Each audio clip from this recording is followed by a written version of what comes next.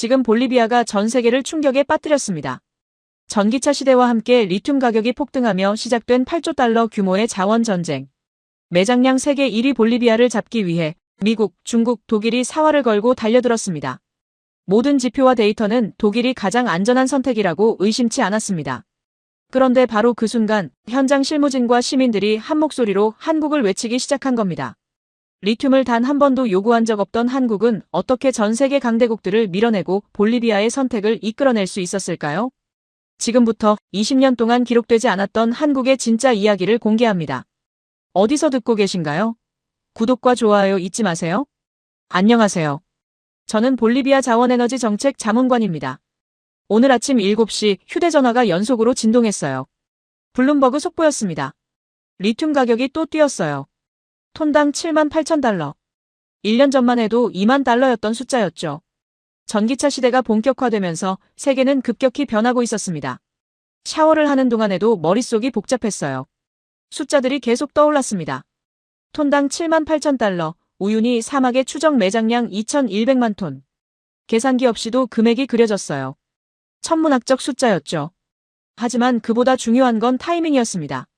지금이 아니면 기회는 다시 오지 않을 수도 있었어요. 정부 청사로 향하는 길에 라디오에서는 리튬 뉴스가 끊임없이 흘러나왔습니다. 테슬라가 새 공장을 짓는다는 소식, 유럽연합이 배터리 자립을 선언했다는 발표, 중국이 또 다른 광산 계약을 체결했다는 보도. 모든 문장이 리튬으로 시작하고 리튬으로 끝났어요. 세계가 리튬에 목말라 하고 있었죠. 택시 운전사가 물었습니다. 리튬 가격이 오르면 우리 삶이 나아지느냐고. 저는 대답을 망설였어요. 가격이 오르는 것과 삶이 나아지는 것은 별개의 문제였으니까요. 자원을 팔아서 부자가 된 나라도 있지만 팔고도 여전히 가난한 나라가 더 많았습니다. 중요한 건 어떻게 파느냐였어요. 회의실에 들어서자 이미 실무진이 모여 있었습니다. 자원부 차관, 경제기획팀장, 환경담당관, 법무고문. 모두의 얼굴에 긴장이 가득했어요. 차관이 저를 보더니 고개를 끄덕였죠. 회의가 곧 시작될 거라는 신호였습니다. 팀장이 프로젝터를 켰어요. 화면에 그래프가 떴습니다. 리튬 가격 추이였어요. 급격한 상승 곡선이었죠. 2020년까지만 해도 완만했던 선이 2021년부터 수직으로 치솟았습니다. 그 옆에는 세계 전기차 판매량 그래프가 놓였어요. 같은 모양이었습니다. 두 그래프는 완벽히 연동되어 있었죠. 차관이 입을 열었습니다. 우리는 지금까지 3번의 기회를 놓쳤다고 했어요. 석유시대 때 베네수엘라가 불을 쌓을 때 우리는 구경만 했고 천연가스 시대 때 카타르가 도약할 때 우리는 주변부에 머물렀습니다. 구리붐이 왔을 때는 칠레가 모든 걸 가져갔죠. 이번이 4번째 기회였어요. 하지만 이번은 달랐습니다. 차관이 말했어요. 우유니 사막의 리튬은 세계 매장량의 절반 이상이라고. 우리가 중심이고 우리가 선택하는 쪽이라고 했죠. 처음으로 우리가 협상 테이블의 위쪽에 앉을 수 있는 순간이었습니다. 경제기획팀장이 보고를 이어받았어요. 지난 한 달간 세계 각국에서 문의가 쏟아졌다고 했습니다. 공식 제안만 24건, 비공식 접촉까지 합치면 50건이 넘었어요. 유럽, 아시아, 북미 모든 대륙에서 손을 내밀었죠. 그 중에서 진지한 제안은 4곳이라고 했습니다. 환경 담당관이 조심스럽게 말했어요. 하지만 선택을 잘못하면 과거의 실수를 반복할 수 있다고. 1980년대 주석 광산, 1990년대 은채굴. 모두 외국 자본이 들어와서 파내고 떠났습니다. 남은 건 황폐한 땅과 오염된 물뿐이었어요. 이번엔 달라야 한다고 담당관은 강조했죠. 법무고문이 덧붙였습니다. 계약서가 중요하다고 했어요. 아무리 좋은 조건이라도 법적 구속력이 없으면 의미가 없다고. 과거에는 구두 약속만 믿고 계약했다가 낭패를 본 적이 많았습니다. 이번엔 모든 조항을 명확히 해야 한다고 고문은 말했어요. 회의실에 잠시 침묵이 흘렀습니다. 무거운 침묵이었어요. 모두가 같은 생각을 하고 있었죠. 이번 선택이 잘못되면 우리 세대는 역사의 죄인이 될 거라고. 하지만 제대로 선택하면 우리는 국가의 운명을 바꿀 수 있었습니다. 저는 독일 프랑크푸르트에서 자원경제학을 전공했어요. 미국 덴버에서 채굴 프로젝트를 분석했고 유럽 각지의 광산 사업 컨설팅에 참여했습니다.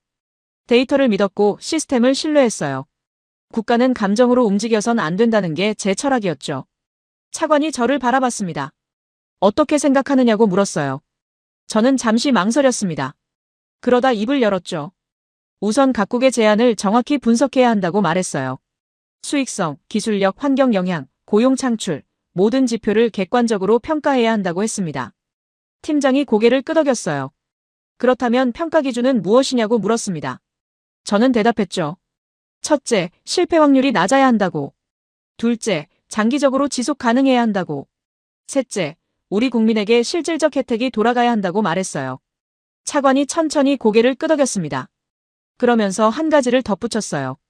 이번 선택 하나로 우리 아이들의 세대가 바뀐다고. 그 말이 제 가슴에 꽂혔습니다. 무거운 책임감이었어요. 단순히 리튬을 파는 계약이 아니라 미래를 설계하는 순간이었죠. 환경 담당관이 물었습니다. 자원을 그냥 팔 것인가 아니면 미래를 살 것인가. 그 질문에 회의실이 다시 조용해졌어요. 모두가 답을 알고 있었지만 그 답을 실행하는 게 쉽지 않다는 것도 알고 있었죠.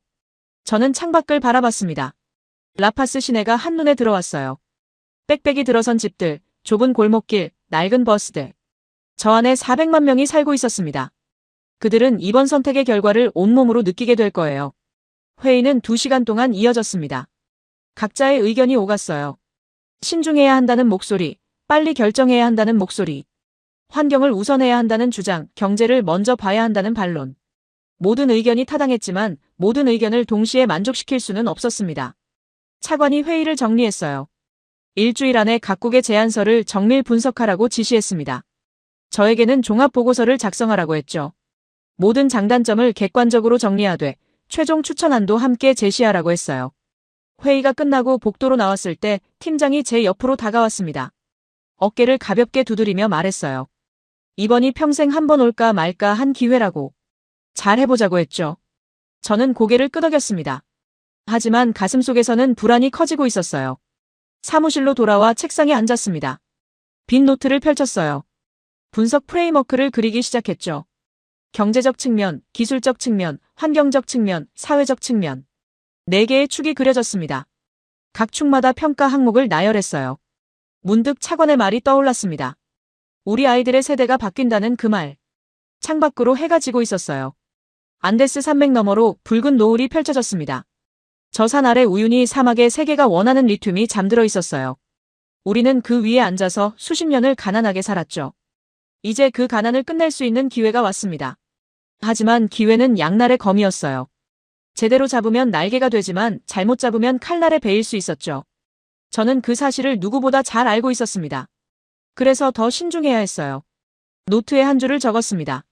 자원을 원하는 나라들과 성장을 설계하는 나라. 그 차이를 찾아내는 게 제 임무였어요.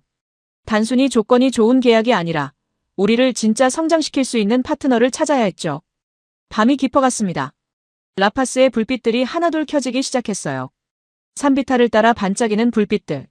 저 안에서 사람들은 내일을 준비하고 있었습니다. 그들은 모르고 있었어요. 지금 이 순간 그들의 미래가 결정되고 있다는 걸. 저는 컴퓨터를 켰습니다. 분석 작업을 시작할 시간이었어요. 일주일 안에 답을 찾아야 했습니다. 데이터를 믿었지만 이번만큼은 데이터 너머를 봐야 할 것 같았어요. 차관의 말이 계속 머릿속을 맴돌았죠. 우리 아이들의 세대가 바뀐다는 그 말. 기회가 열렸습니다. 하지만 그 문 너머에 무엇이 있는지는 아무도 몰랐어요. 천국일 수도 함정일 수도 있었죠. 선택의 순간이 다가오고 있었습니다. 일주일이 시작되었습니다. 월요일 아침 사무실 책상 위에 4개의 파일이 놓였어요. 두께만 해도 각각 300페이지는 좋게 넘었습니다. 독일, 미국, 중국, 한국. 4나라가 보낸 정식 제안서였죠. 저는 커피를 한 잔 따르고 첫 페이지를 펼쳤습니다. 독일 제안서부터 읽기 시작했어요. 표지부터 달랐습니다. 유럽연합 로고와 독일 에너지청 마크가 선명했죠. 첫 문장이 눈에 들어왔어요. 지속가능한 성장을 위한 파트너십. 독일은 기술부터 제시했습니다. 직접 추출 방식의 리튬 생산 시스템이었어요. 기존 증발 방식보다 물 사용량을 65% 줄일 수 있다고 했죠. 구체적인 수치가 나열되었습니다. 시간당 처리량, 순도, 회수율. 모든 게 검증된 데이터였어요. 칠레와 아르헨티나에서 이미 성공 사례가 있다고 적혀 있었습니다. 환경 부분이 인상적이었어요. 유럽연합 최고 등급의 환경 기준을 적용한다고 했습니다. 탄소 배출량 계산부터 생태계 복원 계획까지. 심지어 철수 후 토지 복구 비용도 계약에 포함되어 있었죠. 아무도 요구하지 않았는데 스스로 넣은 조항이었습니다. 수익 배분 모델도 명확했어요. 생산량의 40%를 볼리비아 정부가 가져가는 구조였습니다. 시장가 기준으로 계산하되 최저 보장 가격도 설정되어 있었어요. 가격이 폭락해도 우리는 손해를 보지 않는다는 뜻이었죠. 법무팀이 좋아할 만한 조항이었습니다. 고용 계획은 5년 단위로 짜여 있었어요.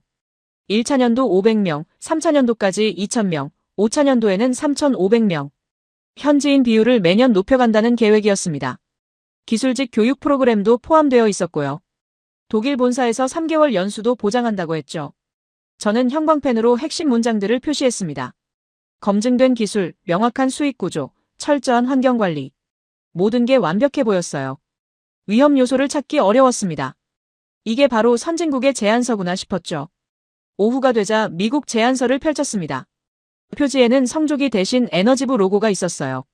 독일과는 결이 달랐습니다. 첫 장부터 금융 패키지 이야기가 나왔죠. 30억 달러 규모의 개발 차관을 제공한다고 했어요. 이자율도 파격적이었습니다. 미국의 강점은 규모였어요. 생산 설비 투자만 15억 달러를 약속했습니다. 독일의 2배 규모였죠. 정제시설도 볼리비아 내에 짓겠다고 했어요. 원자재만 수출하는 게 아니라 가공까지 우리 땅에서 한다는 뜻이었습니다. 하지만 조건이 있었어요. 미국 기업들에게 우선 공급권을 준다는 조항이었습니다.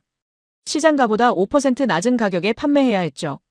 계산해보니 장기적으로는 손해가 될 수도 있었어요. 저는 빨간 펜으로 물음표를 그렸습니다. 또 다른 조건도 눈에 띄었어요. 분쟁 발생 시 중재는 미국 법원에서 한다는 조항이었습니다. 우리 땅에서 일어난 일인데 미국 법으로 판단한다는 거였죠. 법무 고문이 반대할 게 뻔했어요. 주권 문제였으니까요.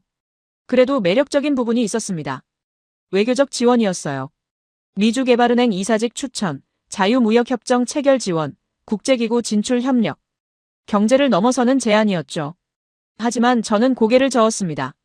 리튬 계약에 외교를 끼워 넣는 게 불편했어요. 다음으로 중국 제안서를 폈습니다. 분량부터 압도적이었어요. 400페이지가 넘었습니다.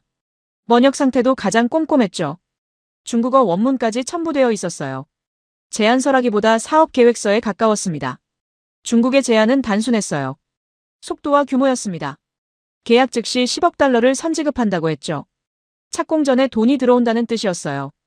인프라도 먼저 깔아주겠다고 했습니다. 도로, 전력, 통신망. 광산 운영에 필요한 모든 걸 중국이 부담한다는 거였죠. 생산 속도 계획도 공격적이었어요. 18개월 안에 첫 생산을 시작한다고 했습니다. 독일이 36개월, 미국이 30개월 계획인 것에 비하면 절반 수준이었죠. 가능한 건가 싶었어요. 하지만 중국은 아프리카와 남미 전역에서 이미 증명했습니다. 고용 규모도 가장 컸어요. 1차년도부터 3,000명을 채용한다고 했습니다. 다른 나라들이 5년 걸릴 숫자를 첫 해에 달성한다는 거였죠. 인건비 부담이 클 텐데도 주저하지 않았어요. 중국의 자신감이 느껴졌습니다. 하지만 우려되는 부분도 많았어요. 기술 이전 조항이 모호했습니다. 현지 인력 교육은 언급되었지만 핵심 기술을 넘겨준다는 내용은 없었어요. 결국 우리는 단순 노동력만 제공하게 될 수도 있었죠. 저는 이 부분에 별표를 3개 그렸습니다. 계약 기간도 길었어요. 30년이었습니다. 독일과 미국이 15년인 것에 비하면 2배였죠. 게다가 자동 연장 조항까지 있었어요. 한번 중국과 손잡으면 평생 간다는 뜻이었습니다. 수익 배분은 35%였어요. 독일보다 5% 낮았습니다. 하지만 선지급 10억 달러를 감안하면 나쁘지 않다는 계산도 나왔죠. 현금이 당장 필요한 나라라면 솔깃할 만한 조건이었어요. 마지막으로 한국 제안서를 펼쳤습니다. 분량이 가장 얇았어요. 150페이지 정도였죠. 표지도 소박했습니다. 화려한 디자인 없이 깔끔한 글씨만 있었어요. 볼리비아, 한국 지속가능 협력 프로젝트. 제목부터 달랐습니다. 한국은 리튬보다 사람을 먼저 언급했어요. 현지 인력 양성 프로그램이 첫 장에 나왔습니다. 기술 교육, 경영 교육, 안전 교육. 3년 과정에 체계적인 커리큘럼이 제시되어 있었죠. 졸업생들은 광산뿐 아니라 관련 산업 전반에 취업할 수 있다고 했어요. 기술 이전 조항이 구체적이었습니다. 5년 안에 핵심 운영 기술을 모두 이전한다고 명시되어 있었어요. 특허 사용권도 함께 넘겨준다고 했죠. 10년 후에는 볼리비아가 독자적으로 운영할 수 있게 만들겠다는 계획이었습니다. 수익 구조가 독특했어요. 생산량의 30%를 정부가 가져가되 추가로 지역 발전 기금을 조성한다고 했습니다. 수익의 10%를 별도로 적립해서 교육과 의료에 쓴다는 거였죠. 리튬이 고갈된 후를 대비한다는 설명이 붙어 있었어요. 투자 규모는 가장 작았습니다. 8억 달러였어요. 중국의 절반도 안 됐죠. 생산 속도도 느렸어요. 24개월 계획이었지만 신중하게 진행한다고 적혀 있었습니다. 숫자만 보면 경쟁력이 떨어져 보였어요. 하지만 이상한 점이 있었습니다. 제안서 마지막에 참고 자료가 첨부되어 있었어요. 한국이 다른 나라에서 진행한 프로젝트 사례였습니다. 인도네시아 니켈 광산, 칠레 구리 광산, 몽골 히토류 개발. 모두 현지 정부와 공동 운영하는 방식이었죠. 각 사례마다 성과가 기록되어 있었어요. 고용 증가율, 현지 기업 참여 비율, 기술 자립도. 숫자들이 나열되었습니다. 그런데 이상했어요. 한국 기업의 수익률은 따로 명시되지 않았죠. 대신 프로젝트 지속기간과 현지 만족도가 강조되어 있었습니다. 저는 4개의 제안서를 책상 위에 나란히 놓았습니다. 수요일 아침이었어요. 비교 분석을 시작할 시간이었죠. 엑셀 파일을 열고 항목별로 점수를 매기기 시작했습니다. 기술력 부문에서는 독일이 압도적이었어요. 검증된 시스템, 명확한 수치, 풍부한 경험. 10점 만점에 9점을 줬습니다. 미국이 8점, 중국이 7점, 한국이 6점이었죠. 한국은 규모도 작고 경험도 부족했어요. 환경관리에서도 독일이 최고였습니다. 유럽연합 기준을 따르겠다는 약속이 결정적이었어요. 미국도 나쁘지 않았지만 구체성이 떨어졌죠. 중국은 환경보다 속도에 집중한 느낌이었습니다. 한국은 중간 정도였어요. 재무 안정성은 미국이 가장 높았습니다. 30억 달러 차관은 무시할 수 없는 조건이었어요. 중국의 선지급 10억 달러도 매력적이었죠. 독일은 보수적이었고 한국은 규모가 작았습니다. 고용 창출에서는 중국이 앞섰어요. 숫자로만 보면 압도적이었습니다. 하지만 질적인 부분을 고려하면 달랐죠. 독일과 한국은 기술직 비율이 높았어요. 단순 노동이 아니라 전문 인력을 키운다는 계획이었습니다. 지속 가능성 항목에서 고민이 깊어졌어요. 이 부분은 숫자로 평가하기 어려웠습니다. 독일은 시스템이 완벽했지만 계약 종료 후 우리가 어떻게 되는지는 불명확했어요. 미국은 우리를 종속시킬 위험이 있었죠. 중국은 30년이라는 긴 계약이 부담스러웠습니다. 한국은 달랐어요. 10년 후 독립 운영을 목표로 한다는 게 눈에 띄었습니다. 리튬이 고갈된 후를 대비한다는 문구도 인상적이었죠. 하지만 그게 정말 가능한 건지 의심스러웠어요. 너무 이상적으로 들렸습니다. 목요일 오후 종합 점수를 계산했습니다. 독일 85점, 미국 78점, 중국 76점, 한국 68점. 예상대로 독일이 1위였어요. 모든 항목에서 고르게 높은 점수를 받았습니다. 실패 확률이 가장 낮았죠. 하지만 뭔가 찝찝했습니다. 점수는 독일이 높은데 마음 한구석이 불편했어요. 한국 제안서를 다시 펼쳤습니다. 10년 후 독립 운영이라는 문장을 계속 읽었죠. 이게 진짜일까 아니면 그냥 말뿐일까? 금요일 아침 차관에게 중간 보고를 했습니다. 내 나라의 제안을 요약하고 점수를 제시했어요. 독일이 최선이라는 게 제 결론이었습니다. 차관은 별말 없이 고개를 끄덕였죠. 경제기획팀장이 질문했어요. 한국은 왜 점수가 낮으냐고. 저는 대답했습니다. 규모가 작고 검증된 사례가 부족하다고 했어요. 아무리 좋은 의도라도 실행 능력이 중요하다고 덧붙였죠. 환경 담당관이 반론을 제기했습니다. 한국의 기술 이전 조항은 다른 나라보다 구체적이라고 했어요. 저는 인정했습니다. 하지만 그게 실제로 이행될지는 장담할 수 없다고 말했죠. 계약서는 아름다워도 현실은 다를 수 있다고요. 법무고문이 미국 제안의 중재 조항을 지적했습니다. 주권 침해 소지가 있다고 했어요. 저도 동의했습니다. 미국은 제외하는 게 맞다고 생각했죠. 결국 독일, 중국, 한국 중에서 골라야 했어요. 회의가 끝나고 사무실로 돌아왔습니다. 책상 위의 제안서들을 다시 바라봤어요. 독일의 완벽한 논리, 중국의 압도적인 규모, 한국의 진솔한 약속.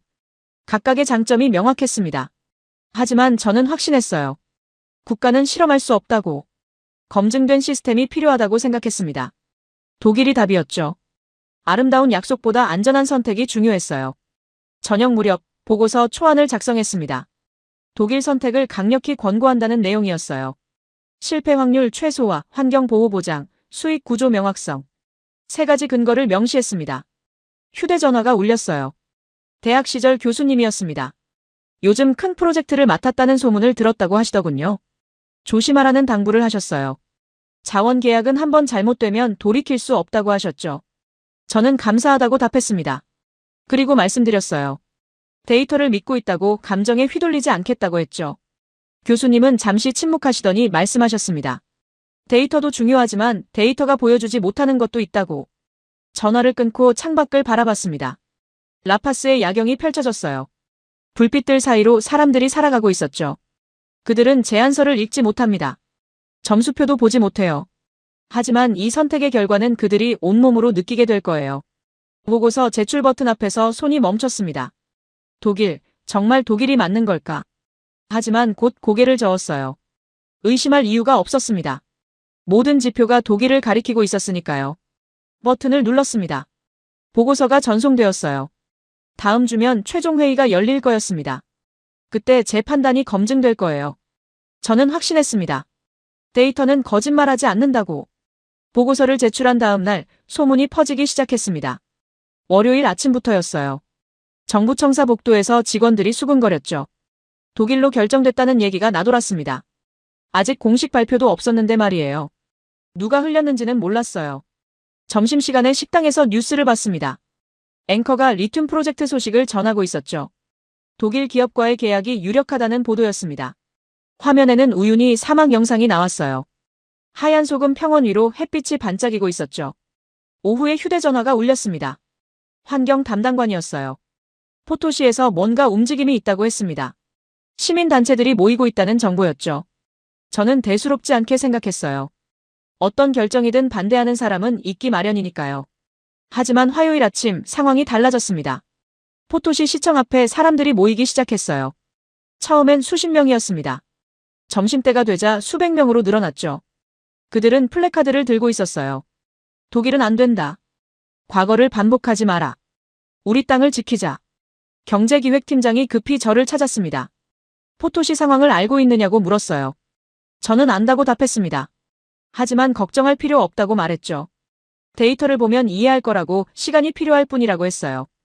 팀장은 고개를 저었습니다. 그들은 데이터를 보지 않는다고 했어요. 기억을 본다고 했죠. 과거의 기억을. 저는 무슨 뜻인지 이해할 수 없었습니다. 기억이 데이터보다 중요할 수는 없었으니까요. 수요일 오전 시위가 확대되었습니다.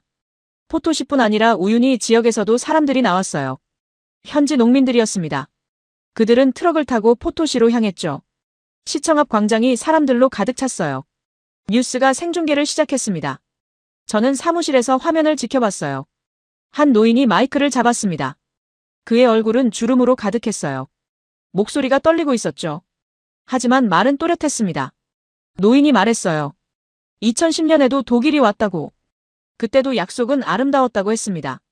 일자리를 만들겠다고, 환경을 지키겠다고, 지역을 발전시키겠다고 했죠. 계약서는 완벽했다고. 변호사들이 검토했고 정부가 승인했다고 했어요. 하지만 현실은 달랐다고 노인은 말했습니다. 수익은 수도 라파스로만 갔어요. 포토시에는 먼지만 남았죠. 물 사용량이 급증하면서 인근 농업이 무너졌습니다. 옥수수 밭이 말라갔고 감자 농사가 실패했어요. 목축업도 타격을 받았죠. 일자리는 생겼다고 노인이 계속 말했습니다. 하지만 대부분 단순 노동이었어요. 광산에서 돌을 나르고 시설을 청소하는 일이었죠. 기술직은 모두 독일에서 온 사람들이 차지했습니다. 현지인 중 승진한 사람은 단 한 명도 없었어요. 3년 후 독일 기업이 철수했습니다. 수익성이 낮다는 이유였어요. 계약서에는 중도 철수 조항이 있었죠. 보상금을 주고 떠났습니다. 법적으로 아무 문제 없었어요. 하지만 남은 건 황폐한 땅뿐이었습니다. 노인의 목소리가 높아졌어요. 그때도 계약은 완벽했다고. 그때도 데이터는 정확했다고 외쳤습니다. 하지만 우리 삶은 무너졌다고. 땅은 죽었다고. 아이들은 떠났다고 말했죠. 광장의 사람들이 함께 고함을 질렀어요. 저는 화면을 끄고 자료를 찾기 시작했습니다. 2010년 독일 프로젝트 기록이었어요.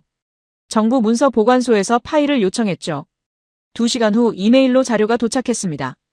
PDF 파일을 열었어요. 계약서를 읽어내려갔습니다. 노인의 말이 맞았어요. 계약은 정말 완벽했습니다. 환경보호조항, 고용창출계획, 수익배분구조. 모든 게 명시되어 있었죠. 법률 자문도 받았고 의회 승인도 거쳤어요. 중간 보고서를 찾았습니다. 1차 년도 성과 보고서였어요. 고용 인원 800명, 생산량 목표 달성, 환경기준 준수. 숫자상으로는 문제가 없었습니다. 2차 년도 보고서도 마찬가지였어요. 그런데 3차 년도 보고서가 이상했습니다. 생산량이 예상보다 낮았어요. 운영비가 증가했죠. 수익성 악화라는 표현이 나왔습니다. 그리고 6개월 후 철수 통보가 있었어요. 지역 영향평가 보고서를 열었습니다. 독일 기업이 떠난 후 작성된 문서였어요. 수치들이 나열되어 있었습니다. 농업 생산량 35% 감소, 지하 수위 12m 하락, 실업률 18% 증가. 냉정한 숫자들이었죠. 저는 노트에 적었습니다. 계약은 완벽했다. 데이터도 정확했다. 하지만 결과는 실패였다. 이 모순을 어떻게 설명해야 할까요? 뭔가 놓친 게 있었어요. 금요일 오전 포토시로 향했습니다. 정부 차량을 타고 3시간을 달렸어요. 창밖으로 안데스 산맥이 펼쳐졌습니다. 구불구불한 산길을 따라 올라갔죠. 고도가 높아질수록 공기가 희박해졌어요. 포토시에 도착했습니다. 식민지 시대 건물들이 늘어선 도시였어요. 좁은 골목길 사이로 사람들이 오가고 있었죠. 시청으로 가는 길에 벽화를 봤습니다. 광부들이 그려져 있었어요. 이곳은 은광으로 유명했던 도시였죠. 시청 회의실에서 주민 대표들을 만났습니다. 10명 정도였어요. 나이 든 분들이 많았습니다. 노동조합 대표, 농민회 회장, 환경단체 활동가. 모두 저를 경계하는 눈빛으로 바라봤어요. 저는 노트북을 열었습니다. 프레젠테이션을 준비해왔어요. 독일 제안의 장점을 설명하려 했죠. 첫 슬라이드를 띄웠습니다. 2010년과 2024년의 차이점이라는 제목이었어요. 농민회 회장이 손을 들었습니다. 발표를 멈추라고 했어요. 그는 천천히 말했습니다. 우리는 당신의 차트를 보러 온 게 아니라고. 우리 이야기를 들려주러 왔다고 했죠. 한 중년 여성이 입을 열었습니다. 자신은 2010년 프로젝트 당시 요리사로 일했다고 했어요. 독일인들을 위해 음식을 만들었다고 했죠. 처음엔 좋았다고. 월급도 나쁘지 않았다고 했어요. 하지만 6개월 후부터 달라졌다고 여성이 말했습니다. 물이 부족해지기 시작했어요. 집수도에서 물이 나오지 않는 날이 늘어났죠. 광산에서 쓰는 물이 너무 많았기 때문이었습니다. 요리할 물도 없었다고 했어요. 남편은 농사를 지었다고 여성이 계속 말했습니다. 옥수수와 감자를 심었어요. 하지만 2년 차부터 수확량이 줄어들었죠. 땅이 메말랐기 때문이었습니다. 3년 차에는 거의 아무것도 거두지 못했어요. 남편은 광산 일용직으로 들어갔죠. 독일 기업이 떠난 후 남편은 실직했다고 했습니다. 다른 일자리를 찾아 라파스로 갔어요. 여성은 포토시에 남았죠. 아이들 학교 때문이었습니다. 남편은 지금도 라파스에 있다고. 석 달에 한 번 집에 온다고 했어요. 환경단체 활동가가 자료를 꺼냈습니다. 수질 검사 결과였어요. 2012년 자료였죠. 지하수 오염 수치가 기준치를 넘었습니다. 광산 폐수 때문이었어요. 활동가가 말했습니다. 계약서에는 환경보호가 명시되어 있었다고. 하지만 현실은 달랐다고 했죠. 저는 그들의 이야기를 들었습니다. 1시간, 2시간. 각자의 경험을 말했어요. 데이터가 아니라 삶의 이야기였습니다. 숫자가 아니라 감정이었죠. 저는 반박할 수 없었어요. 회의가 끝나고 호텔로 돌아왔습니다. 저녁도 먹지 않았어요. 침대에 앉아 생각했습니다. 그들의 말이 계속 머릿속을 맴돌았어요. 계약은 완벽했다. 하지만 삶은 무너졌다. 이 모순을 어떻게 이해해야 할까요? 노트북을 열었습니다. 독일 제안서를 다시 펼쳤어요. 환경보호 조항을 읽었습니다. 물 사용량 65% 감소. 탄소 배출 최소화. 생태계 복원. 완벽한 문장들이었죠. 하지만 2010년 계약서도 비슷했습니다. 환경보호가 명시되어 있었어요. 수질관리, 토양보전, 주민보호. 아름다운 약속들이었죠. 그런데 왜 지켜지지 않았을까요? 창밖으로 포토시의 밤 풍경이 보였습니다. 어둠 속에서 불빛들이 반짝였어요. 저 안에서 사람들이 살고 있었습니다. 그들은 계약서를 읽지 못해요. 데이터를 분석하지 못하죠. 하지만 자신의 삶은 정확히 알고 있었습니다. 휴대전화가 울렸어요. 차관이었습니다. 포토시 회의 결과가 어땠느냐고 물었죠. 저는 대답을 망설였습니다. 그러다 말했어요. 예상보다 어려웠다고. 그들을 설득하지 못했다고 했습니다. 차관이 한숨을 쉬었어요. 그럴 줄 알았다고 말했습니다. 신뢰는 논리로 만들어지지 않는다고 했죠. 경험으로 만들어진다고. 그리고 한번 깨진 신뢰는 쉽게 회복되지 않는다고 했어요. 전화를 끊고 다시 창밖을 바라봤습니다. 포토시의 밤은 조용했어요. 하지만 제 머릿속은 시끄러웠습니다. 데이터와 경험, 논리와 감정, 계약과 신뢰. 두 세계가 충돌하고 있었죠. 저는 여전히 확신했습니다. 독일이 최선이라고. 감정에 휘둘려선 안 된다고 생각했어요. 하지만 마음 한구석에 의심이 싹트기 시작했습니다. 제가 놓치고 있는 게 있는 건 아닐까? 데이터가 보여주지 못하는 무언가가 있는 건 아닐까? 토요일 새벽 라파스로 돌아왔습니다. 이른 아침이었지만 사무실로 향했어요. 할 일이 많았습니다. 다음 주면 최종 회의였죠. 독일 선택을 확정할 시간이 다가오고 있었습니다. 하지만 포토시에서의 경험이 자꾸 떠올랐어요. 그들의 얼굴, 그들의 목소리, 그들의 이야기. 데이터 뒤에 사람이 있었습니다. 숫자 뒤에 삶이 있었어요. 저는 그걸 보지 못하고 있었던 걸까요? 월요일 오전 9시 차관 집무실로 향했습니다. 주말 내내 다듬은 최종 보고 자료가 들어있었죠. 독일 선택의 타당성을 완벽하게 정리한 문서였습니다. 포토시의 감정적 반발에도 불구하고 데이터는 여전히 명확했어요. 문을 열고 들어섰습니다. 저는 먼저 입을 열었어요. 최종 분석을 마쳤다고 말했습니다. 독일이 최선의 선택이라고 확신한다고 했죠. 노트북을 열려고 했어요. 차관이 손을 들었습니다. 필요 없다고 했어요. 차관이 책상으로 걸어갔습니다. 계약서를 집어들었어요. 무게를 가늠하듯 손에 쥐고 있다가 다시 책상 위에 내려놓았습니다. 탁 소리가 났어요. 포토시에 다녀왔다고 들었다고 차관이 말했습니다. 저는 고개를 끄덕였어요. 주민들을 만났다고 그들의 이야기를 들었다고 답했습니다. 하지만 감정에 휘둘려선 안 된다고 덧붙였어요. 국가는 데이터로 움직여야 한다고 말했죠. 차관이 물었습니다. 그들이 뭐라고 하던가? 저는 대답했어요. 2010년 실패 경험을 얘기했다고요. 독일에 대한 불신을 표현했다고 했습니다. 하지만 그때와 지금은 다르다고 강조했어요. 계약 조건이 훨씬 정교해졌다고 말했죠. 어떻게 정교해졌느냐고 물었어요. 저는 노트북을 다시 열었습니다. 비교표를 보여주려 했죠. 차관이 고개를 저었어요. 화면을 보지 않았습니다. 당황했지만 말로 설명했습니다. 물 사용량이 65% 감소한다고 했어요. 환경관리 수준이 유럽연합 최고 등급이라고 말했습니다. 수익 배분이 40%로 상향되었다고 덧붙였죠. 숫자들을 나열했어요. 차관이 책상에 앉았습니다. 저를 올려다봤어요. 2010년 계약서를 봤느냐고 물었습니다. 저는 봤다고 답했어요. 차관이 말했습니다. 그것도 완벽했다고요. 숫자들도 좋았다고 조건도 명확했다고 했어요. 하지만 실패했다고 차관이 계속 말했습니다. 왜 실패했는지 아느냐고 물었어요. 저는 이행 과정에서 문제가 있었을 거라고 답했습니다. 감독이 부족했을 거라고 추측했죠. 이번엔 더 철저히 관리하면 된다고 말했어요. 차관이 한숨을 쉬었습니다. 자네는 아직도 모르는구나 하는 표정이었어요. 그가 물었습니다. 데이터가 모든 걸 말해준다고 생각하나? 저는 주저없이 대답했어요. 그렇다고요. 데이터는 거짓말하지 않는다고 말했습니다. 차관이 일어섰습니다. 창가로 다시 걸어갔어요. 등을 보이며 말했습니다. 아니, 자네는 독일이 보여주고 싶은 데이터만 보고 있어. 저는 반박했어요. 공식 자료라고 검증된 수치라고 항변했습니다. 검증되었다고 차관이 되물었습니다. 누가 검증했느냐고 물었어요. 독일이 스스로 검증한 거 아니냐고 했죠. 저는 입을 다물었습니다. 제3자 검증 보고서도 있다고 말하려 했지만 그 제3자도 독일이 선정한 기관이라는 게 떠올랐어요. 차관이 돌아섰습니다. 독일은 왜 우리와 계약하려 하느냐고 물었어요. 저는 대답했습니다. 리튬이 필요해서라고요. 전기차 산업에 필수적이니까라고 했습니다. 그뿐인가 차관이 물었어요. 저는 그게 전부라고 생각했습니다. 차관이 고개를 저었어요. 독일은 이윤을 극대화하려 한다고 말했습니다. 그게 기업의 본질이라고요. 나쁜 게 아니라고 했습니다. 하지만 우리의 목표와는 다르다고 덧붙였어요. 저는 반박했습니다. 그래서 계약이 있는 거라고 말했어요. 조건을 명시하고 의무를 규정하면 된다고 했습니다. 법적 구속력이 있다고 강조했어요.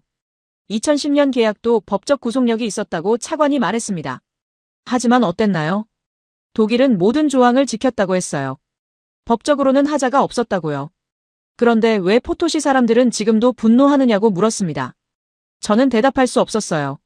차관이 책상으로 돌아왔습니다. 저를 똑바로 바라보며 말했습니다. 자네는 똑똑하네. 데이터를 잘 다루고 논리도 명확해요.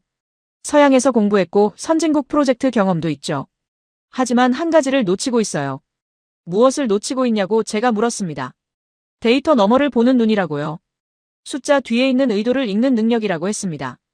계약서에 쓰여있지 않은 것을 보는 지혜라고 덧붙였죠. 저는 이해할 수 없었습니다. 그런 건 추측 아니냐고 반문했어요. 객관성을 잃는 거라고 말했습니다. 차관이 고개를 저었어요. 그게 바로 자네의 한계라고 했습니다. 모든 걸 숫자로만 보려 한다고요. 하지만 국가는 숫자가 아니라고 말했어요. 국가는 사람이라고 차관이 계속 말했습니다. 포토시 사람들, 우유니 농민들, 라파스 노동자들이 국가라고요. 그들의 삶이 나아지지 않으면 아무 의미가 없다고 했습니다. 아무리 수익이 높아도 계약이 완벽해도 말이에요. 저는 반박하려 했습니다. 하지만 포토시에서 만난 사람들의 얼굴이 떠올랐어요. 차관이 일어섰습니다. 책장으로 걸어가 파일을 꺼냈어요. 오래된 서류였습니다. 먼지가 묻어 있었죠. 한국 제안서라고 차관이 말했어요. 저는 고개를 저었습니다. 한국은 이미 검토했다고 점수가 낮았다고 말했죠. 무슨 기준으로 매긴 점수냐고 물었어요. 저는 기술력, 재무 안정성, 생산 규모라고 답했습니다. 모든 항목에서 독일보다 낮았다고 말했어요. 차관이 파일을 제 앞에 놓았습니다. 다시 보라고 했어요. 이번엔 다른 걸 찾아보라고 했습니다. 무엇을 찾으라는 거냐고 제가 물었어요. 차관이 대답했습니다. 그들이 우리에게 무엇을 주려 하는지 말고 우리가 무엇을 얻을 수 있는지를 보라고요. 저는 이해할 수 없었습니다. 그게 다른 건가요? 같은 거 아니냐고 물었어요. 차관이 고개를 저었습니다. 전혀 다르다고 했어요. 독일은 리튬을 원한다고요. 한국은 우리의 성장을 원한다고 말했습니다. 말장난 아니냐고 제가 항변했습니다. 결국 모두 리튬 때문 아니냐고 했죠. 차관이 책상을 손으로 쳤어요. 처음 보는 격한 반응이었습니다. 아니라고 차관이 말했어요. 목적이 다르면 과정도 다르고 결과도 다르다고 했습니다. 긴 침묵이 흘렀습니다.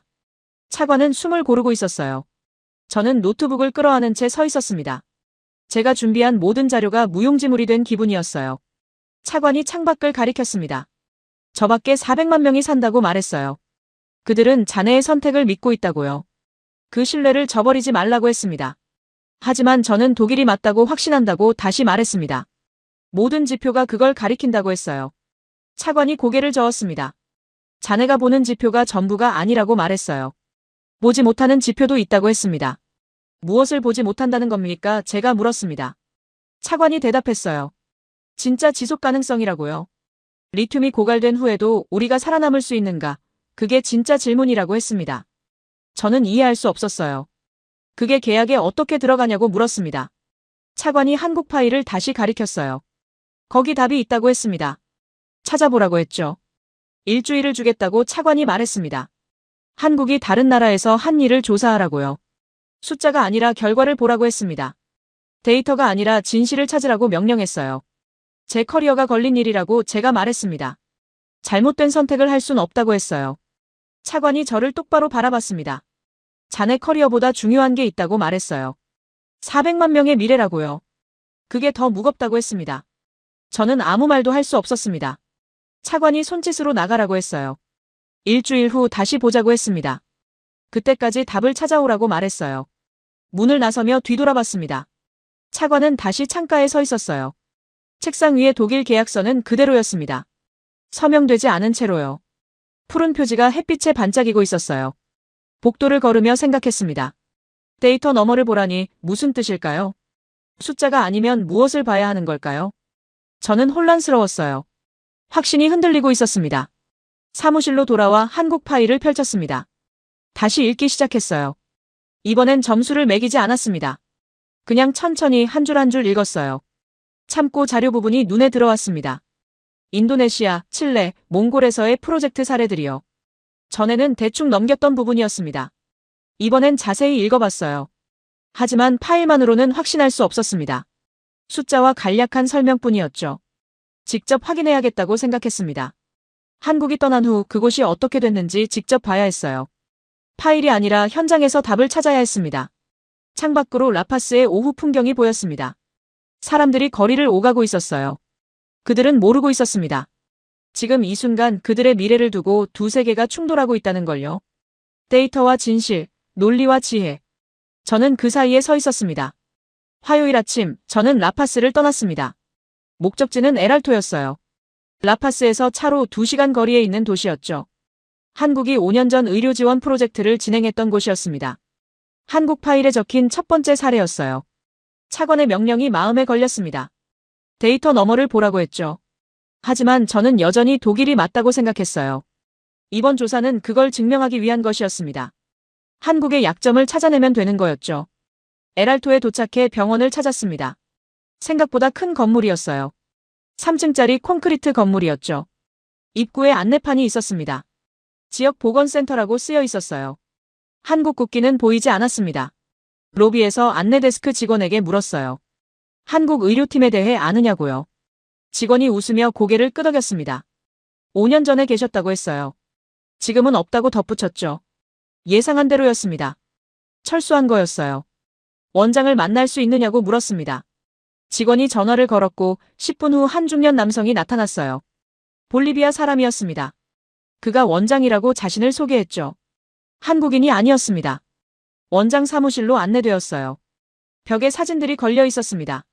병원 개원식 사진이었죠. 한국 의료진과 볼리비아 직원들이 함께 찍은 사진이었어요. 2019년이라고 적혀 있었습니다. 한국 의료팀은 언제 떠났느냐고 물었습니다. 원장이 대답했어요. 3년 전이라고 했죠. 계획대로였다고 덧붙였습니다. 계획대로라는 말이 이상했어요. 보통은 예산 문제나 정치적 이유로 철수하는데 말입니다. 떠나기 전에 무엇을 했느냐고 물었어요. 원장이 설명하기 시작했습니다. 처음 1년은 한국 의사들이 직접 진료했다고 했어요.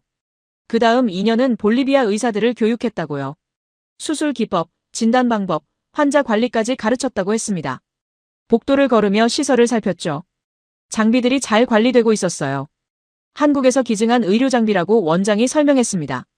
수술실에 들어갔습니다. 볼리비아 의사 2명이 수술 준비 중이었어요. 한국 의사는 보이지 않았습니다. 원장이 말했어요. 이제 우리끼리 다 한다고요. 한국팀이 떠난 후에도 수술 건수가 오히려 늘었다고 했죠. 그게 가능하냐고 제가 물었습니다. 원장이 웃었어요. 처음엔 두려웠다고 했습니다. 하지만 한국팀이 체계를 만들어놨다고요. 매뉴얼, 프로토콜, 비상 연락망까지요. 혼자서도 할 수 있도록 준비시켰다고 했습니다. 운영비는 어떻게 충당하느냐고 물었어요. 원장이 장부를 보여줬습니다.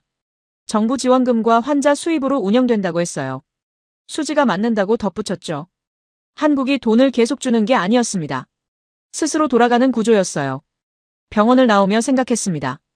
이건 예상과 달랐어요. 한국이 떠났지만 병원은 멈추지 않았습니다. 오히려 더 잘 돌아가고 있었죠. 하지만 이게 리튬 프로젝트와 무슨 관계가 있을까요? 오후에 농업지역으로 향했습니다. 에랄토에서 남쪽으로 1시간 거리였어요. 한국이 농업기술 지원을 했던 마을이었습니다. 파일에 2번째 사례로 적혀 있었죠. 마을 입구에 간판이 보였습니다. 농업협동조합이라고 쓰여 있었어요. 건물 안으로 들어가자 한 노인이 앉아 있었습니다.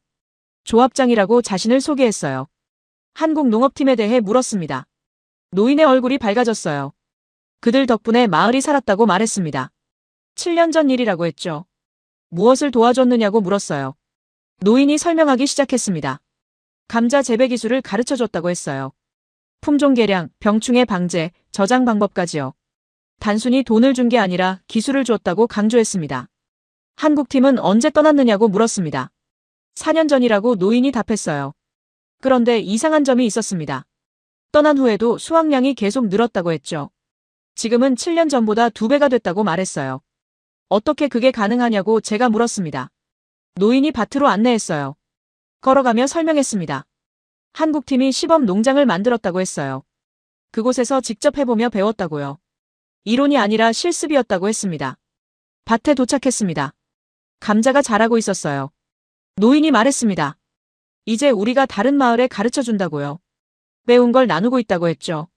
한국이 떠나도 지식은 계속 퍼져나간다고 덧붙였어요. 소득은 어떻게 됐느냐고 물었습니다. 노인이 장부를 꺼냈어요. 7년간의 기록이었습니다. 그래프가 우상향이었어요. 한국팀이 있을 때보다 떠난 후가 더 높았습니다. 이상했습니다.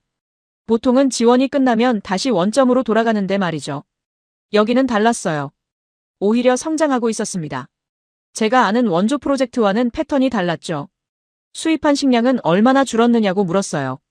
노인이 웃었습니다. 거의 안 사온다고 했어요. 예전엔 감자도 수입했는데 이젠 팔 정도라고 했죠. 마을 경제가 바뀌었다고 말했습니다. 마을을 나오며 메모했습니다. 병원과 같은 패턴이었어요. 한국이 떠났지만 시스템은 남았습니다. 아니, 더 발전했어요. 어떻게 이게 가능한 걸까요? 저녁 무렵 코차반바로 향했습니다. 라파스에서 남동쪽으로 4시간 거리였어요. 한국이 직업학교를 지원했던 도시였습니다. 파일의 3번째 사례였죠. 다음 날 아침 학교를 찾았습니다. 기술직업학교라는 간판이 걸려 있었어요. 교장을 만났습니다. 40대 여성이었죠. 볼리비아 사람이었습니다. 한국의 지원에 대해 물었습니다. 교장이 설명했어요. 6년 전 한국이 장비와 커리큘럼을 지원했다고 했습니다. 용접, 전기, 배관 등 기술 교육이었죠. 3년간 지원하고 떠났다고 했어요. 졸업생들은 어디서 일하느냐고 물었습니다. 교장이 자료를 보여줬어요. 취업 현황이었습니다. 대부분 지역 기업에 취업했다고 했죠. 그런데 특이한 점이 있었어요. 일부는 자기 사업을 시작했다고 교장이 말했습니다. 작은 수리점, 제조공장, 설치업체요. 학교에서 배운 기술로 창업했다고 했어요. 고용되는 게 아니라 고용하는 쪽이 됐다고 덧붙였죠.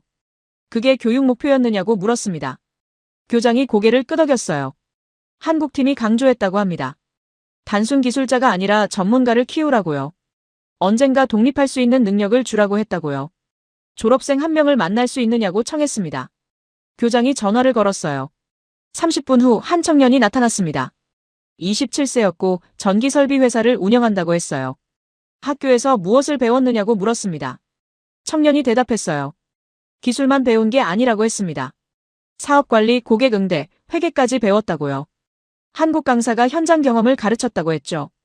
지금 직원이 몇 명이냐고 물었어요. 6명이라고 청년이 답했습니다. 모두 같은 학교 후배들이라고 했어요. 배운 걸 다시 가르치고 있다고 덧붙였죠. 광산 일은 안 하느냐고 물었습니다. 청년이 고개를 저었어요. 광산은 언젠가 끝난다고 했습니다. 하지만 기술은 평생 간다고요. 그래서 독립적인 일을 선택했다고 말했습니다. 학교를 나오며 정리했습니다. 3곳 모두 같은 패턴이었어요. 한국은 물고기를 준 게 아니었습니다. 물고기 잡는 법을 가르쳤어요. 아니, 그것도 아니었습니다. 물고기 잡는 법을 스스로 개발할 능력을 준 거였죠. 호텔로 돌아와 노트를 펼쳤습니다. 3가지 사례를 비교했어요. 병원, 농업, 교육. 공통점이 명확했습니다. 한국이 떠난 후에도 시스템이 작동했어요. 오히려 더 발전했죠. 이건 원조가 아니었습니다. 독일처럼 자원을 가져가는 것도 아니었어요. 중국처럼 돈을 쏟아붓는 것도 아니었죠. 한국은 다른 걸 했습니다. 경제가 스스로 굴러가게 만든 구조를 심었어요. 노트에 적었습니다. 지속 가능성의 진짜 의미. 리튬이 고갈된 후에도 살아남을 수 있는 능력. 차관이 말한 게 이거였구나 싶었어요. 휴대전화가 울렸습니다. 경제기획팀장이었어요. 어디냐고 물었습니다. 코차반바라고 답했죠. 뭐하러 갔느냐고 물었어요. 조사 중이라고만 말했습니다. 독일 계약 서명이 이번 주라고 팀장이 말했어요. 빨리 돌아오라고 했죠. 저는 대답을 망설였습니다. 아직 며칠 더 필요하다고 말했어요. 팀장이 한숨을 쉬었지만 알겠다고 했습니다. 전화를 끊고 창밖을 바라봤습니다. 코차반바의 야경이 펼쳐졌어요. 저 안에서 청년이 자기 회사를 운영하고 있었습니다. 한국이 심어준 씨앗이 자라고 있었죠. 독일은 완벽한 계약서를 제시했습니다. 중국은 엄청난 자본을 약속했어요.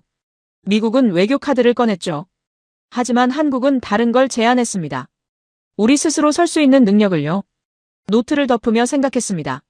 데이터 너머를 보라던 차관의 말이 이제 이해됐어요. 숫자는 현재를 보여주지만 진실은 미래를 보여줍니다. 계약서는 조건을 명시하지만 의도는 결과로 드러나죠. 제 확신이 흔들리고 있었습니다. 독일이 정말 최선일까요? 아니면 제가 보지 못한 게 있는 걸까요? 데이터는 여전히 독일을 가리켰어요. 하지만 진실은 다른 곳을 향하고 있었습니다. 금요일 오후 라파스로 돌아왔습니다. 사흘간의 현장 조사를 마치고 돌아온 길이었어요. 머릿속이 복잡했습니다. 병원, 농장, 직업학교에서 본 것들이 계속 맴돌았죠. 한국이 떠난 후에도 작동하는 시스템들이요. 정부 청사 앞에 도착했습니다. 문을 두드렸습니다. 문을 열자 차관이 책상에 앉아 있었습니다. 서류를 보고 있었죠. 고개를 들어 저를 바라봤어요. 돌아왔군 하고 차관이 말했습니다. 어땠느냐고 물었어요. 저는 의자에 앉았습니다. 노트를 펼치고 말하기 시작했어요. 에랄토 병원 이야기를 했습니다.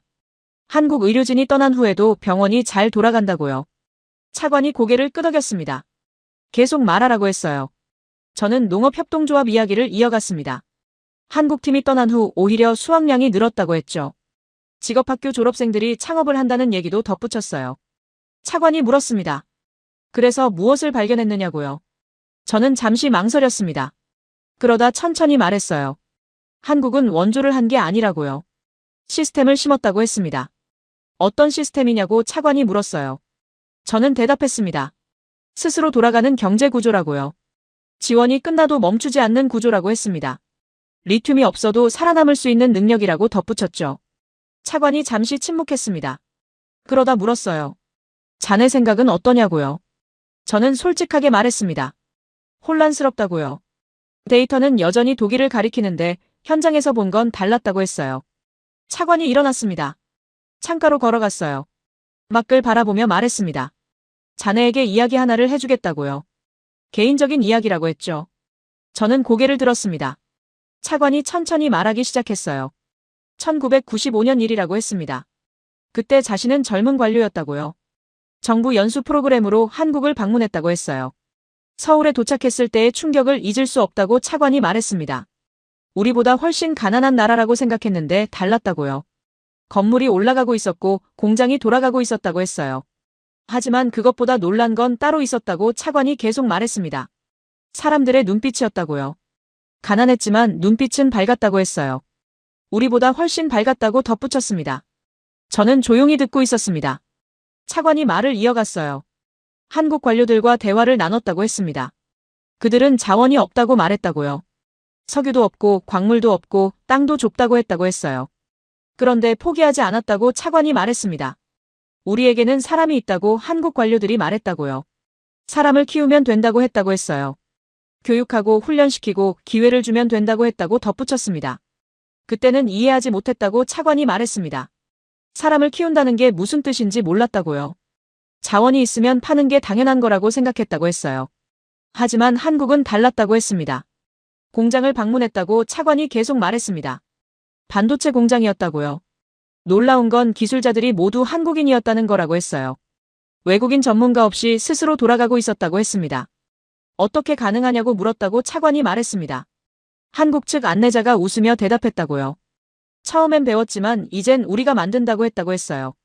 기술을 받은 게 아니라 개발하는 능력을 키웠다고 했다고 덧붙였습니다. 그 말이 계속 남았다고 차관이 말했습니다. 기술이 아니라 능력이라고요. 물고기가 아니라 물고기 잡는 법이라고 했어요. 아니, 그것도 아니라고 했습니다. 물고기 잡는 법을 스스로 개발하는 힘이라고 했죠. 볼리비아로 돌아왔을 때 생각했다고 차관이 말했습니다. 우리도 저렇게 될 수 있을까 하고요. 자원에 기대지 않고 스스로 설 수 있을까 하고 생각했다고 했어요. 하지만 현실은 달랐다고 차관이 계속 말했습니다. 우리는 계속 자원을 팔았다고요. 주석을 팔고 은을 팔고 천연가스를 팔았다고 했어요. 그리고 가난은 계속됐다고 덧붙였습니다. 왜 그랬을까 생각했다고 차관이 말했습니다. 자원은 있는데 왜 가난할까 하고요. 그때 깨달았다고 했어요. 자원을 파는 건 성장이 아니라고요. 소비라고 했습니다. 저는 차관을 바라봤습니다. 그가 창밖을 계속 보고 있었어요. 목소리가 낮아졌습니다. 이번 리튬도 마찬가지라고 말했어요. 그냥 팔기만 하면 또 똑같다고 했죠. 그래서 한국이냐고 제가 물었습니다. 차관이 돌아섰어요. 그렇다고 말했습니다. 한국은 우리에게 리튬을 달라고 하지 않는다고 했어요. 우리와 함께 성장하자고 한다고 했죠. 하지만 규모가 작지 않냐고 제가 말했습니다. 독일이 더 많은 투자를 약속한다고요. 중국은 더 빠르다고 했어요. 미국은 외교 카드까지 준다고 덧붙였습니다. 차관이 고개를 저었습니다. 규모가 중요한 게 아니라고 말했어요. 방향이 중요하다고 했죠. 리튬은 언젠가 고갈된다고 했습니다. 그때 우리에게 남는 게 뭐냐고 물었어요. 독일과 계약하면 뭐가 남느냐고 차관이 계속 물었습니다. 황폐한 땅과 오염된 물이라고 스스로 대답했어요. 2010년처럼요.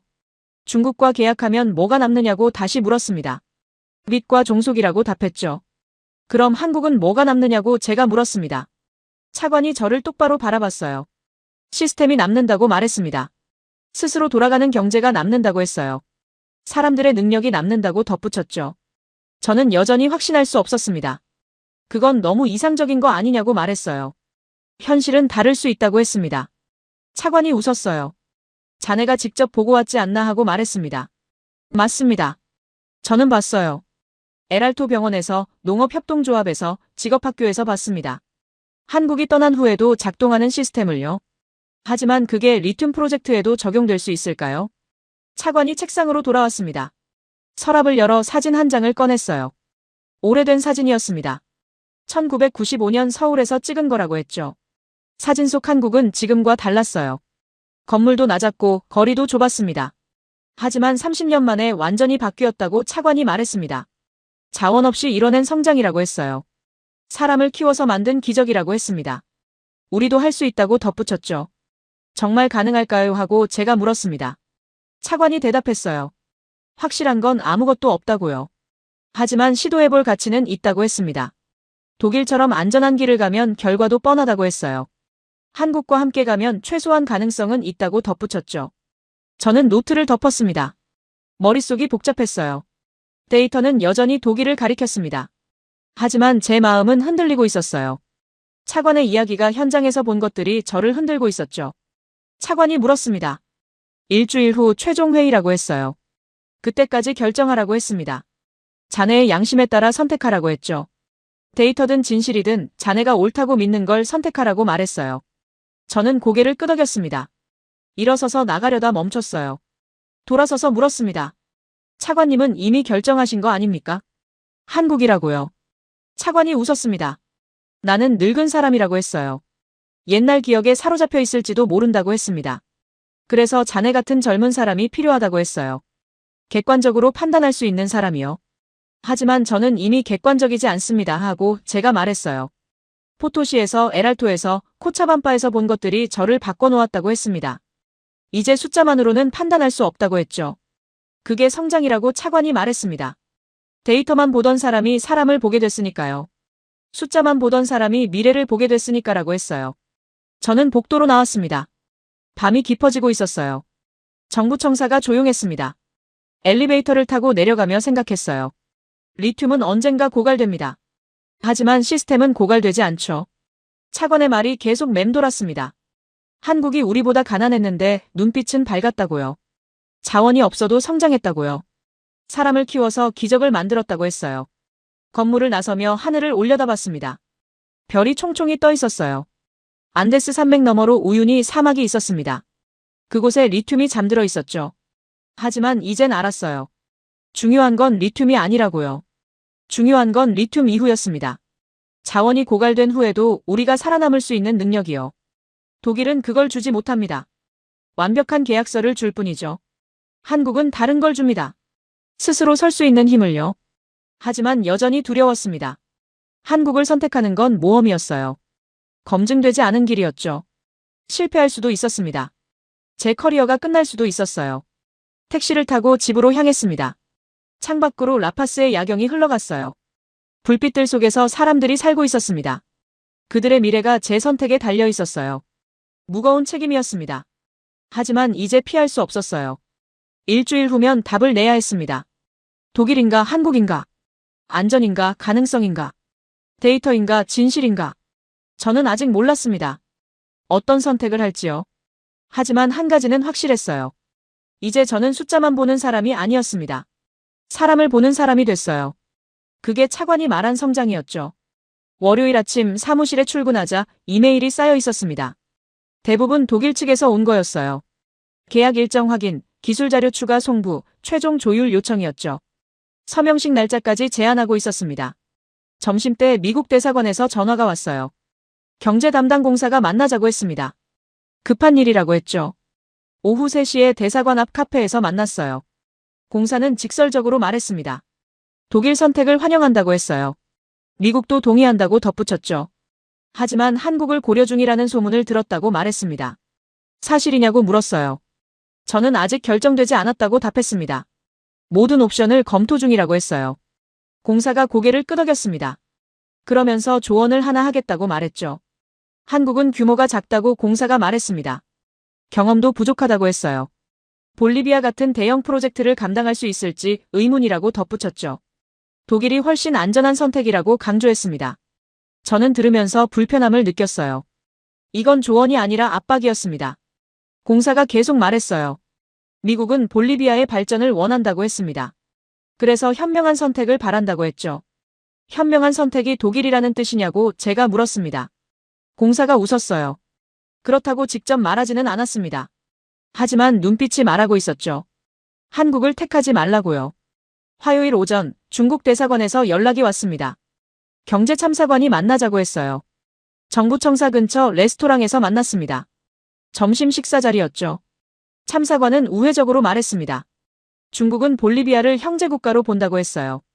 함께 발전하고 싶다고 했죠. 그런데 최근 결정이 지연되고 있다고 말했습니다. 이유가 뭐냐고 참사관이 물었어요. 저는 신중하게 검토 중이라고 답했습니다. 참사관이 고개를 끄덕였어요. 그러면서 중국의 제안을 다시 강조했습니다. 10억 달러 선지급을 잊지 말라고 참사관이 말했습니다. 인프라 선시공도요. 18개월 안에 생산 시작이라고 덧붙였죠. 어느 나라도 이런 조건을 줄 수 없다고 강조했어요. 저는 알고 있다고 답했습니다.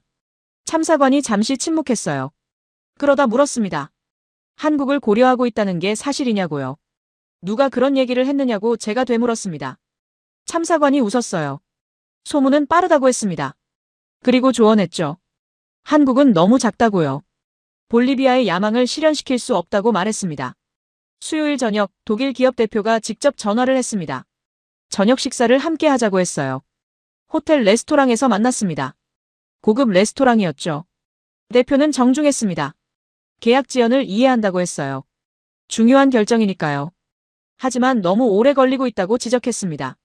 본사가 궁금해한다고 대표가 말했습니다. 왜 아직도 결정이 안 나느냐고요. 혹시 문제가 있느냐고 물었어요. 조건을 더 개선할 수 있다고 제안했습니다. 문제가 있는 게 아니라고 제가 답했습니다. 다만 신중하게 검토하고 있다고 했어요. 대표가 고개를 끄덕였습니다. 그러면서 물었어요. 한국과 비교하고 있느냐고요. 저는 대답을 망설였습니다. 대표가 웃었어요. 솔직히 말해도 된다고 했습니다. 그리고 말했죠. 한국은 좋은 나라지만 이런 규모의 프로젝트 경험이 없다고요. 독일은 다르다고 대표가 계속 말했습니다. 전 세계에서 수십 개 프로젝트를 성공시켰다고 했어요. 볼리비아도 성공시킬 수 있다고 자신했죠. 하지만 결정은 빨리 내려야 한다고 덧붙였습니다. 왜 급하냐고 제가 물었습니다. 대표가 잠시 침묵했어요. 그러다 솔직하게 말했습니다. 본사가 다른 옵션도 검토하고 있다고요. 볼리비아가 너무 오래 걸리면 칠레로 갈 수도 있다고 했죠. 그건 협박인가요? 하고 제가 물었습니다. 대표가 손을 저었어요. 협박이 아니라 현실이라고 했습니다. 기업은 기다릴 수 없다고 했어요. 기회는 지금이라고 강조했죠. 목요일 오후 경제기획팀장이 제 사무실로 왔습니다. 문을 닫고 조용히 말했어요. 압력이 들어오고 있다고 했습니다. 어디서냐고 제가 물었습니다. 팀장이 대답했어요. 여기저기서라고요. 미국 대사관, 중국 대사관, 독일 기업, 심지어 유럽연합 대표부까지라고 했습니다. 뭐라고 하던가요? 하고 제가 물었습니다. 팀장이 한숨을 쉬었어요. 한국을 선택하지 말라고 한다고 했습니다. 직접적으로 말하진 않지만 뜻은 분명하다고 했죠. 왜 그들이 신경 쓰냐고 제가 물었습니다. 팀장이 설명했어요. 한국이 들어오면 판이 바뀐다고 했습니다. 지금까지의 게임 방식이 달라진다고요. 그들은 그걸 원하지 않는다고 했죠. 차관은 뭐라고 하시나요? 하고 제가 물었습니다. 팀장이 대답했어요. 흔들리지 말라고 하신다고요. 자네가 옳다고 믿는 걸 선택하라고 하신다고 했습니다. 하지만 압력이 너무 세다고 팀장이 덧붙였습니다. 한국을 택하면 대가를 치를 거라고 했어요. 미국 차관은 없어질 거고 유럽과의 관계도 나빠질 거라고 했죠. 그게 협박 아니냐고 제가 말했습니다.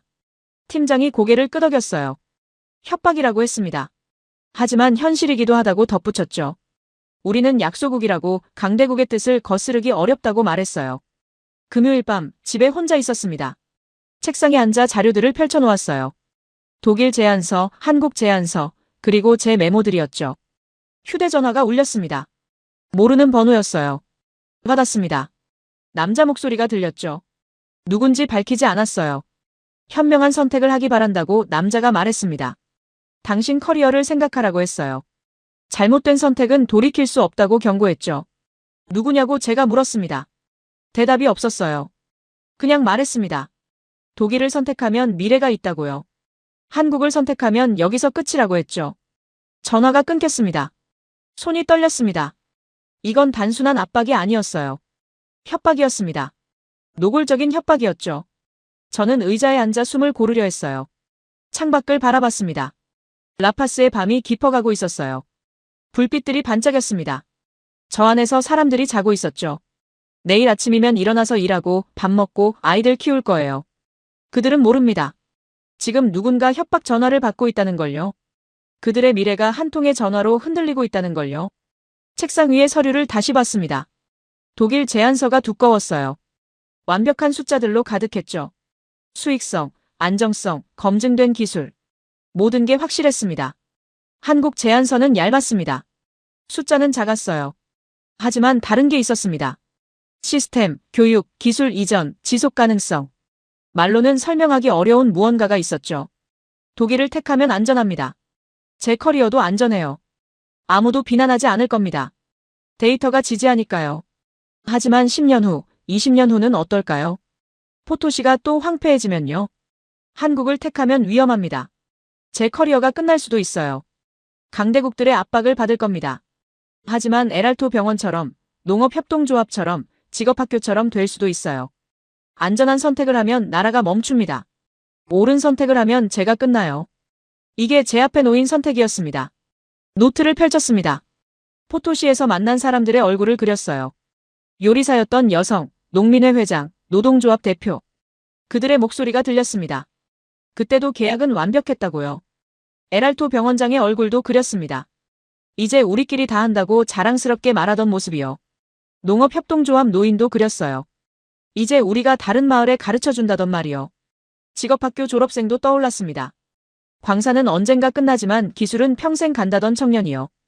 그의 눈빛이 밝았습니다. 차관이 말한 그 눈빛이었어요. 시계를 봤습니다. 새벽 2시였어요. 내일이면 주말입니다. 월요일이면 최종 회의가 열려요. 그때까지 답을 내야 했죠. 책상 위에 두 제안서를 나란히 놓았습니다. 독일과 한국이요. 안전과 가능성이요. 데이터와 진실이요. 제 커리어가 중요할까요? 400만 명의 미래가 중요할까요? 차관이 물었던 질문이었습니다. 이제 저도 알았어요. 답을요. 하지만 두려웠습니다. 옳은 선택이 늘 안전한 건 아니니까요. 때로는 대가를 치러야 하니까요. 협박 전화가 다시 떠올랐습니다. 당신 커리어는 여기서 끝이라던 목소리요. 창밖에 별을 봤습니다. 안데스 산맥 위로 총총이 떠 있었어요. 그 너머 우유니 사막이 있었습니다. 리튬이 잠든 곳이요. 하지만 이젠 알았습니다. 리튬은 끝이 있어요. 언젠가 고갈됩니다. 중요한 건 그 후였죠.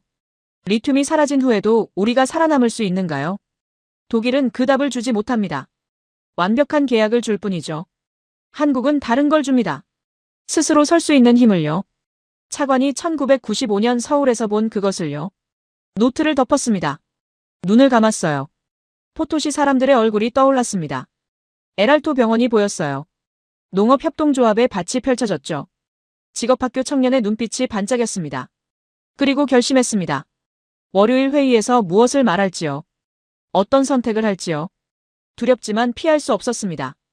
이제 저는 숫자만 보는 사람이 아니었으니까요. 밤이 깊어갔습니다. 라파스가 조용했어요. 하지만 제 안에서는 무언가 결정되고 있었습니다. 데이터가 아니라 양심으로요. 안전이 아니라 믿음으로요. 월요일 아침 최종 회의가 열렸습니다. 때 회의실이었어요. 차관, 경제기획팀장, 환경담당관, 법무고문 모두 모였습니다. 네 나라 대표단도 참석했어요. 독일, 미국, 중국, 한국. 각자 자리에 앉아 있었습니다. 저는 단상 앞에 섰습니다. 노트북을 열었어요. 최종 분석 보고서가 화면에 떴습니다. 손이 떨렸어요. 지난 며칠간 많은 일이 있었습니다. 전화가 왔었고 제안도 받았으며 경고도 들었어요. 하지만 지금은 그 얘기를 할 때가 아니었습니다. 차관이 고개를 끄덕였습니다. 시작하라는 신호였어요. 저는 숨을 깊이 들이쉬고 입을 열었습니다. 우리는 네 나라의 제안을 받았다고 말했습니다. 모두 훌륭한 제안이었다고 덧붙였어요. 기술력, 자본력, 경험 모든 면에서 뛰어났다고 했죠. 하지만 우리가 선택해야 하는 건 단순히 좋은 조건이 아니라고 말했습니다. 우리가 선택해야 하는 건 파트너라고 했어요. 20년, 30년을 함께 갈 파트너요. 리튬이 고갈된 후에도 우리와 함께할 파트너라고 강조했습니다. 처음에 저는 데이터를 믿었다고 말했습니다. 숫자가 답을 줄 거라고 생각했어요. 수익성, 기술력, 안정성을 계산했죠. 그 결과 독일이 최고점을 받았다고 했습니다. 하지만 뭔가 빠져 있었다고 말했어요. 데이터는 현재를 보여주지만 미래는 보여주지 못했습니다. 계약서는 조건을 명시하지만 의도는 숨기고 있었어요. 저는 그걸 보지 못하고 있었다고 고백했습니다. 그래서 현장에 갔다고 말했습니다. 한국이 다른 나라에서 무엇을 했는지 직접 확인했어요. 병원을 방문했고 농장을 돌아봤으며 학교를 찾아갔습니다. 그곳에서 본 것은 데이터가 아니었어요. 한국이 떠난 병원은 여전히 돌아가고 있었습니다. 한국 의사는 없었지만 수술은 계속됐어요. 볼리비아 의사들이 혼자서 해내고 있었습니다. 한국이 준 건 장비만이 아니었어요. 스스로 할 수 있는 능력이었습니다. 한국이 지원한 농장은 더 발전했습니다. 한국 기술자는 떠났지만 수확량은 2배가 됐어요. 농민들이 스스로 개선하고 있었습니다. 한국이 준 건 씨앗만이 아니었어요. 스스로 키우는 방법이었습니다. 한국이 세운 학교 졸업생들은 사업을 시작했습니다. 한국 강사는 없었지만 기업은 늘어났어요. 청년들이 스스로 창업하고 있었습니다. 한국이 준 건 기술만이 아니었어요. 스스로 서는 힘이었습니다. 저는 깨달았다고 말했습니다. 우리에게 필요한 건 리튬을 잘 파는 방법이 아니라 리튬 이후를 준비하는 능력이라고요. 외국 자본에 의존하는 구조가 아니라 스스로 성장하는 시스템이라고 했습니다. 독일은 훌륭한 파트너입니다. 기술도 최고고 계약도 완벽해요. 하지만 독일이 원하는 건 리튬입니다. 효율적으로 채굴하고 안정적으로 공급받는 거죠. 그게 나쁜 건 아닙니다. 하지만 우리의 목표와는 다릅니다. 한국이 원하는 건 다릅니다. 그들도 리튬이 필요해요. 하지만 방법이 달라요. 우리가 스스로 생산할 수 있게 만들려 합니다. 기술을 이전하고 인력을 키우며 시스템을 세우려 해요. 그래야 장기적으로 안정적이니까요. 저는 회의실을 둘러봤습니다. 독일 대표단이 고개를 숙이고 있었어요. 미국 대표는 팔짱을 끼고 있었습니다. 중국 대표는 무표정했어요. 한국 대표는 조용히 앉아 있었습니다. 볼리비아는 한국을 선택합니다. 저는 명확하게 말했어요. 한국은 리튬을 원해서 온 나라가 아닙니다. 우리를 성장할 수 있는 국가로 본 나라입니다. 우리의 미래를 함께 만들려는 나라예요. 리튬은 언젠가 고갈될 겁니다. 20년 후일 수도 50년 후일 수도 있어요. 하지만 반드시 고갈됩니다. 그때 우리에게 무엇이 남을까요? 한국과 함께라면 시스템이 남을 겁니다. 능력이 남을 거예요. 우리 스스로 서는 힘이 남을 겁니다. 회의실이 조용해졌습니다. 독일 대표가 일어났어요. 정중하게 인사했습니다. 아쉽지만 존중한다고 말했어요. 미국 대표도 일어났습니다. 고개를 끄덕이며 나갔어요. 중국 대표는 잠시 머뭇거리다 따라 나갔습니다. 한국 대표단만 남았습니다. 단장이 천천히 일어났어요. 저는 긴장했습니다. 뭔가 말하려나 싶었어요. 감사 인사나 포부 같은 걸 할 거라 생각했죠. 하지만 한국 단장은 말하지 않았습니다. 그냥 깊게 고개를 숙였어요. 오래, 천천히요. 그리고 다시 고개를 들어 우리를 바라봤습니다. 눈빛이 말하고 있었어요. 신뢰에 보답하겠다고. 한국 대표단이 나갔습니다. 침묵 속에서요. 그 침묵이 어떤 연설보다 무거웠습니다. 말이 아니라 태도로 보여주는 거였어요. 차관이 일어났습니다. 저를 바라보며 고개를 끄덕였어요. 수고했다는 뜻이었습니다. 팀장이 다가와 어깨를 두드렸어요. 환경 담당관이 웃었습니다. 법무고문이 악수를 청했어요. 회의실을 나왔습니다. 복도 창문으로 라파스가 보였어요. 햇살이 밝았습니다. 저 아래 어딘가에서 사람들이 살아가고 있었어요. 포토시의 농민, 우유니의 노인, 에랄토의 청년들이요. 이들은 오늘 내린 결정을 당장은 모를 겁니다. 하지만 10년 후엔 느낄 거예요. 20년 후엔 감사할 겁니다. 우리가 리튬만 판 게 아니라 미래를 샀다는 걸요. 휴대전화를 꺼냈습니다. 메시지가 여러 개 와 있었어요. 읽지 않았습니다. 지난 며칠의 압박들이었죠. 이젠 상관없었습니다. 선택은 끝났어요. 창밖을 바라봤습니다. 안데스 산맥 너머로 하늘이 펼쳐져 있었어요. 저 아래 우유니 사막에 리튬이 잠들어 있었습니다. 하지만 이제 중요한 건 리튬이 아니었어요. 중요한 건 우리가 무엇을 배우느냐였습니다. 어떻게 성장하느냐였어요. 리튬이 고갈된 후에도 어떻게 살아남느냐였죠. 데이터는 독일을 가리켰습니다. 하지만 진실은 한국을 향했어요. 저는 처음엔 데이터를 믿었지만 이젠 진실을 봅니다. 숫자 너머를 보게 됐어요. 복도 끝에 차관이 서 있었습니다. 창밖을 바라보고 있었어요. 저는 그에게 다가갔습니다. 나란히 섰어요. 둘 다 말하지 않았습니다. 침묵이 흘렀습니다. 하지만 무거운 침묵이 아니었어요. 편안한 침묵이었습니다. 해냈다는 안도감이 있었죠. 차관이 말했습니다. 자네가 옳았네. 저는 고개를 저었어요. 차관님이 옳았습니다. 저는 데이터만 봤어요. 차관님은 진실을 보셨죠? 차관이 웃었습니다. 우리 둘 다 옳았다고 했어요. 자네는 꼼꼼했고 나는 신중했다고요. 함께여서 가능했다고 덧붙였습니다. 라파스의 오후였습니다. 햇살이 따뜻했어요. 새로운 시작이었습니다. 볼리비아의 새로운 시작이요. 리튬은 고갈되지만 시스템은 남습니다.